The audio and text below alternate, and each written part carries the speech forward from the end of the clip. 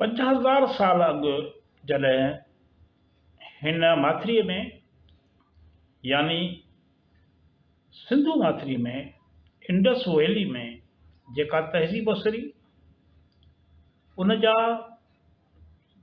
परॾेह जे तहज़ीबुनि सां लाॻापा हुया। वापारी ॾोह जा लाॻापा हुया।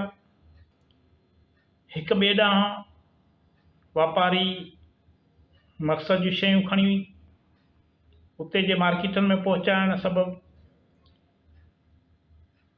क़दीम तहज़ीबुनि जे माण्हुनि जे विच में हिक जहिड़ाई, हुननि जे विच में हिकिड़ा लाॻापा राब्ता वधणु स्वाभाविक ॻाल्हि हुई। जॾहिं क़दीम तहज़ीबुनि ऐं ॿोलियुनि ते माहिरनि खोज न कई त उन वक़्तु हुननि जे ॾाढो अजीब ग़रीब सुवाल उभिरिया ऐं हू मुंझारे में पइजी विया जॾहिं हिन ॾिठो त क़दीम क़ौमुनि जी न सिर्फ़ ॿोलियुनि में हिक जहिड़ाई आहे पर रीतुनि ऐं रस्मुनि में बि काफ़ी हिक जहिड़ाई आहे। हिननि पूरे जग जी, पूरी दुनिया जी खोज करण बैदि अंदाज़ो लॻायो त इंसान ज़ात कंहिं हिक ई मर्कज़ तां टिड़ी पखड़ी हूंदी। इहो हिकिड़ो ख़्यालु हुयो। पोइ वक़्तु गुज़रण ऐं मुख़्तलिफ़ मुल्कनि जी आबहवा ऐं ॿियनि मौसमी हालतुनि सबबि संदन शिकिलियूं, ॿोलियूं ऐं कल्चर तब्दील थी विया।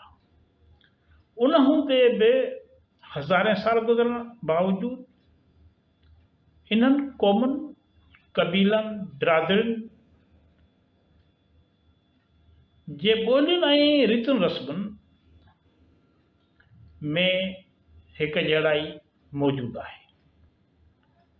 उन्हनि माहिरनि जो जेके चवनि था त हिक मर्कज़ तां इंसान ज़ात फैली, हिक मर्कज़ तां हिकिड़ो नुक़्तो हुयो, उतां उन नुक़्ते खां शुरूआति थी, पोइ माण्हू फैलिजी विया कंहिं हिक हंध खां निकिरी।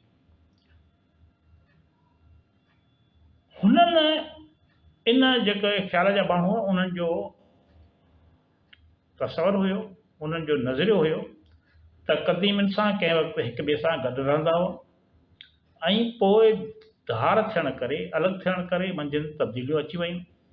जॾहिं त मिनी क़दीम क़ौमुनि जे ॿोलियुनि, रीतुनि रस्मुनि में हिक जहिड़ायूं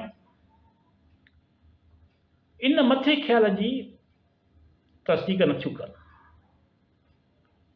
पर इहो चई सघिजे थो त क़दीम क़ौमुनि विच में इहे हिक जहिड़ायूं संदन हिक खिते खां ॿिए खिते ताईं लॾ पलाण, उते वञी पंहिंजूं आबादियूं क़ाइमु करणु या इन्हनि खितनि विच में वापारी नाता ऐं लाॻापा हुअण करे बि पैदा थियूं हूंदियूं। इंसानी तारीख़ जा माहिर इन ॿिए ख़्याल खे वधीक क़बूल कनि था त इंसान ज़ात कंहिं हिक मर्कज़ तां बाक़ी दुनिया में टिड़ी पखड़ी न वई या उतां निकिरी वञी ॿियनि हंधनि ते आबादियूं क़ाइमु न कयूं, पर उहे मुख़्तलिफ़ खितनि में मौजूदु हुया। उते ई हुननि इर्तिक़ा जा ॾाका तय कया। पोइ जेकी मंझंदि हिक जहिड़ायूं ॿोलीअ जे हवाले सां, रीतुनि रस्मुनि, सक़ाफ़त ऐं तहज़ीब जे हवाले सां हिक जहिड़ायूं पैदा थियूं, उहे वापारी लाॻापनि सबबि पैदा थियूं।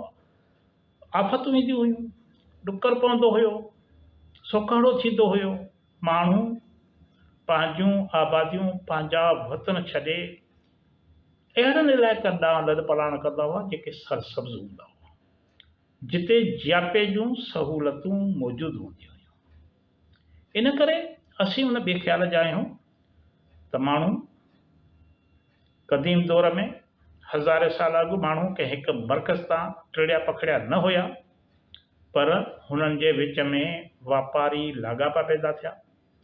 लॾ पलाण करे हिक ॿिए जे खितनि में वञी आबाद थियण सां हुननि जे ॿोलियुनि में हिक जहिड़ाई पैदा थी। क़दीम दौर जे मुख़्तलिफ़ तहज़ीबुनि विच में हिक जहिड़ायूं मिलनि, ख़ासि करे मिस्र जी तहज़ीब, इराक जी तहज़ीब ऐं सिंधू सभ्यता जे क़दीम आगनि मां मिलियल सामान लिखतुनि ऐं घरनि जी अदावत में मुशाबिहत उन ॻाल्हि जा वधीक पुख़्ता दलील आॾो आदा आहिनि त क़दीम दौर में हिकु हंध खां ॿिए हंधि लॾ पलाणूं थींदियूं रहियूं। कई क़बीला ऐं बिरादरियूं मौसमी फेरियुनि घेरनि सबबि हिकु हंध खां ॿिए हंधि वेंदियूं रहियूं। लॾ पलाण जो अमल में अचण जो सबबु इहो ई हुयो, माने मौसमी तब्दीली तमामु वॾो असर अंदाज़ थींदी माण्हुनि जे लॾ पलाण ते। घटि बरसातूं पवंदियूं हुयूं, किथे सर्दियूं वधी वेंदियूं हुयूं, बर्फ़बारी थींदी हुई, तूफ़ान थींदा हुया, ॿोॾूं ऐं ज़िलज़िला ईंदा हुया। इन करे सरसब्ज़ मैदान सहराउनि में तब्दील थींदा हुआ त वरी के ठोठ सुकल ऐं इंसानी तहज़ीब खां नाआशना किता बदिलजी, इन्हनि माना मौसमी तब्दीलियूं सभु बदिलजी सरसब्ज़ ऐं आबाद थी वेंदा हुआ। अहिड़ी तरह मौसमी फेरियुनि घेरनि खां सवाइ लॾ पलाण आबादीअ जे वाध करे बि अमल में ईंदी हुई।